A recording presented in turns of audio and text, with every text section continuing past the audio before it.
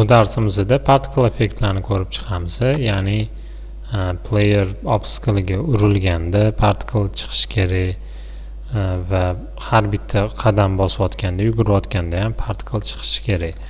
Umumiy oladigan bo'lsak, o'zi nima u particle effect degan bir savol paydo bo'lishi mumkin.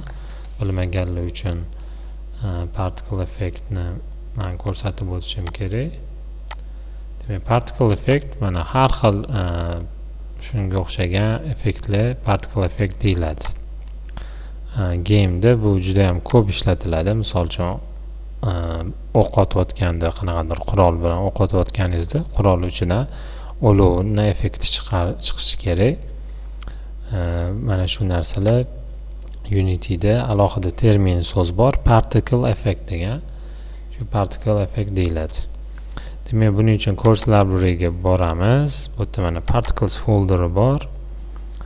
Bu yerda bu qadamni anaqasi particle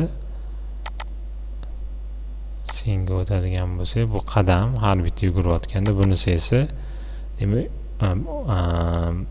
anaqaga urilganda, obstacle-ga urilganda chiqadigan particle effect hisoblanadi.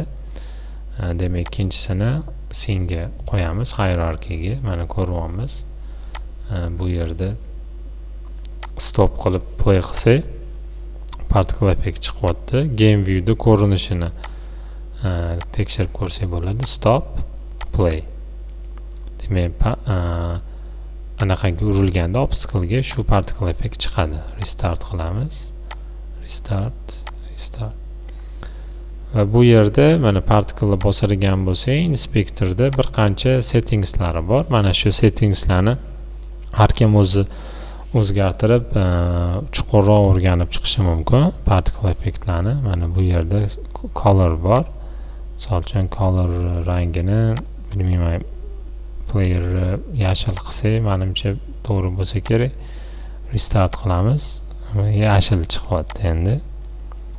Yoki qizil qilsak ham bo'ladi misol uchun.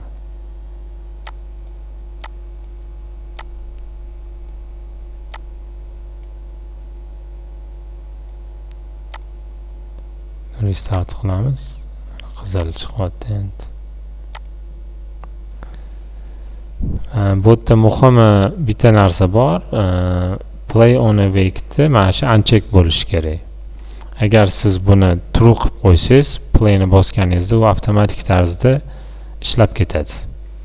Vaholanki bu particle'imiz bizda aynan obstacle-ga tekkandagina ishlashi kerak. Shuning uchun bu play on awake true bo'lmasligi kerak. Demak, particle'imizni hozir qanaqa positionda turibdi? -90, buni 0 qilib qo'yamiz va buni playerga beramiz, child qilib qo'yamiz. Mana playerda child bo'lib turibdi particle'imiz. Playni bosadigan bo'lsak,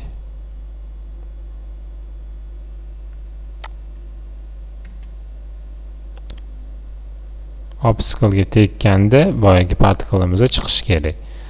Player'imizga child qilib oldik, chunki buni biz ishlatamiz. Shuning uchun bu playerni ichida joylashgani ma'qul bo'ladi bizlar uchun. Endi nima qilamiz? Bu qachon ishlashi kerak? Player controller ochadigan bo'lsak, skriptimizni collision'da ishlashi kerak bu narsa, ya'ni game over bo'lganda.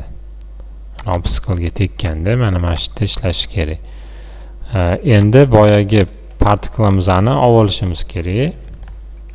Public particle system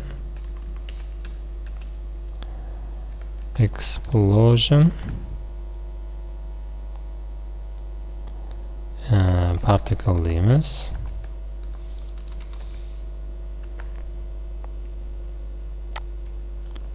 Explosion particle deymiz va mana bu qismda obstacle-ga tekkanda explosion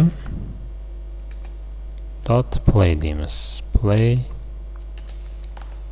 nuqta virgul save. ya'ni obstacle ga tekkanda partiklimiz ishlashi kerak, play.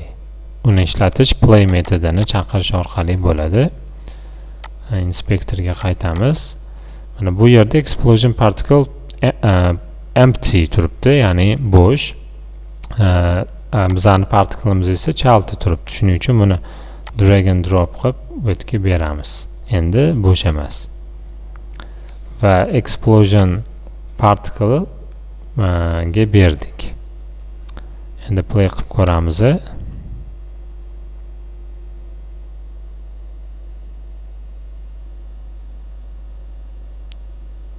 Mana o'yinimiz biroz nima deydi, chiroyli ko'rinishga keldi.